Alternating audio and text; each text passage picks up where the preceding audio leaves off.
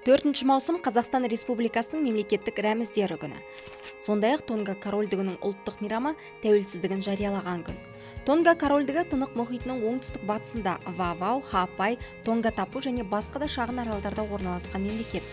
Әкімшілік жағынан 5 округке бөлінеді. Астанасы Нукуалофа қаласы.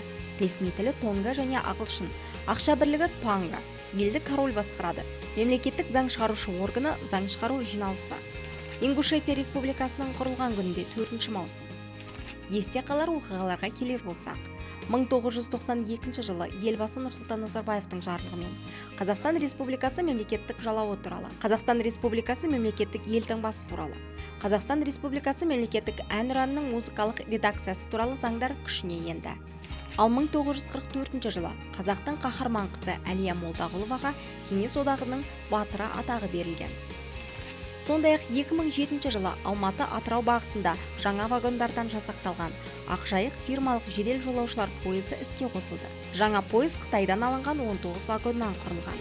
Алматы Атырау бағытының қашықтығын 4 сағатқа, Алматы Ақтөбе бағытын 3 сағатқа қысқартуға мүмкіндік беретін темір жол көлігі жолаушылар үшін аса ыңғайлы. 1664 жылы жаңа Амстердам қаласының аты Нью-Йорк болып өзгертілген. Есімдерге келер болсақ, 1903 жылы кеңестік дирижер, КСРО халық әртісі Евгений Мравинский дүниеге келді. Сондай-ақ 1929 жылы грек саясаткері, Грекияның 8-ші президенті Каролос Папуляс дүниеге келген. 1971 жылы Конго Демократиялық Республикасының 4-ші президенті Жозеф Кабила туылған. 1926 жылы 4 маусымда қоғам қайраткері Борис Иванов дүниеге келді. Сондай-ақ 1958 жылы әнші, Қазақстанның халық әртісі, Қазақстан мемлекеттік сыйлығының иегері, Барселонада өткен Виньяса атындағы халықаралық вокалшылар конкурсының арнаулы Джино Бекки сыйлығының иегері Нұржамал Үсенбаева дүниеге келді.